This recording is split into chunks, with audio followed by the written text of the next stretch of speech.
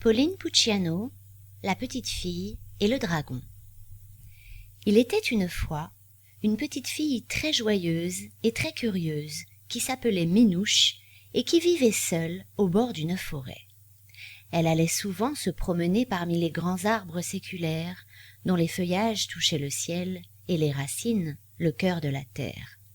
Un jour, dans la forêt, elle rencontra une créature charmante, rouge, bruyante et voletante. C'était un bébé dragon qui, comme elle, faisait ses premiers pas dans la vie et dans la forêt.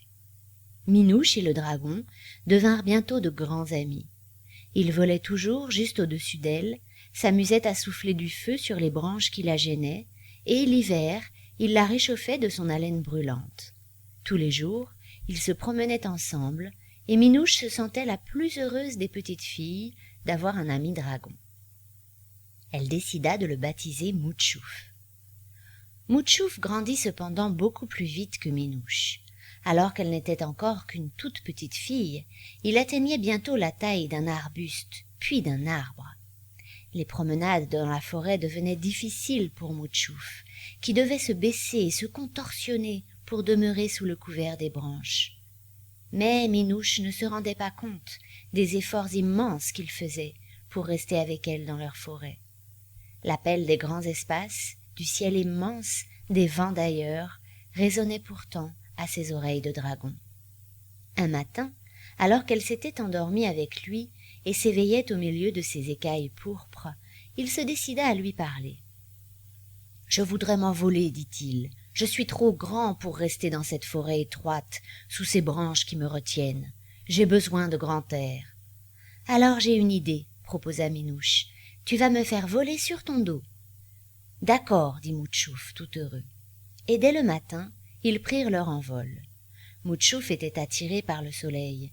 Il voulait voir jusqu'où il pouvait monter, et grimpa toutes les marches du ciel, jusqu'à se retrouver si haut que la petite fille se mit à avoir peur. « C'est trop haut, Moutchouf, je ne sais pas voler, cela me fait peur. Redescends, je t'en prie. » Alors Moutchouf redescendit immédiatement, bien qu'à regret, car il avait, quant à lui, aimé follement ce vol vertigineux qui lui donnait l'impression d'être plus haut que les montagnes, tout près des étoiles. Et le matin suivant, il lui promit de ne plus aller aussi haut. « Je me contenterai de voler juste au-dessus des arbres, dit-il. Ainsi, tu n'auras pas peur. »« D'accord, dit Minouche. » Et dès le matin, ils s'envolèrent pour la seconde fois hors de leur forêt. Mais cette fois-ci, le dragon se mit à voler vite, de plus en plus vite, et bientôt il vola si vite que Minouche ne reconnaissait plus rien du paysage en dessous d'elle et ne parvenait plus à respirer dans le vent. Elle se mit bientôt à pleurer. « Moutchouf, tu vas trop vite, j'ai peur. Arrête-toi, je t'en prie. » Moutchouf poussa un gros soupir incandescent et redescendit aussitôt. Il avait, quant à lui, aimé follement la vitesse, qui lui donnait l'impression d'être aussi rapide que les rayons du soleil et le souffle des vents. « Minouche, dit-il, je ne peux pas renoncer à me sentir plus libre que le vent, plus rapide que la lumière et plus haut que les montagnes.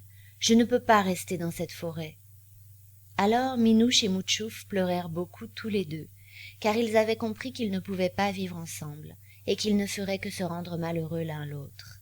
« Je ne veux pas que tu sois enfermé dans cette forêt, renifla-t-elle. Je ne veux pas que tu aies peur, souffla-t-il. Alors, très doucement, avec beaucoup d'amour et beaucoup d'émotion, ils se séparèrent. Moutchouf prit son envol, et Minouche parvint à sourire pour lui dire au revoir.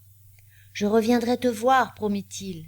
Quand je serai grande, je serai courageuse, cria-t-elle. « À bientôt, à bientôt !» Et Minouche, qui se retrouvait seule dans sa forêt désertée, décida de s'en aller. Elle savait que sa mère grand habitait une jolie petite maison de l'autre côté de la forêt. Après tout, les petites filles ne doivent pas vivre avec les dragons, se dit-elle. Je serai mieux avec ma mère grand. Elle me fera des chocolats chauds et des galettes au beurre, et je pourrai grandir et mûrir et devenir courageuse et capable de chevaucher mon dragon. Moutchouf n'oublia jamais la petite Minouche et vint lui rendre visite tous les mercredis pendant toute son enfance, qui fut longue et tranquille auprès de sa mère grand. C'est lui qui, dit-on, faisait chauffer le chocolat en soufflant dessus.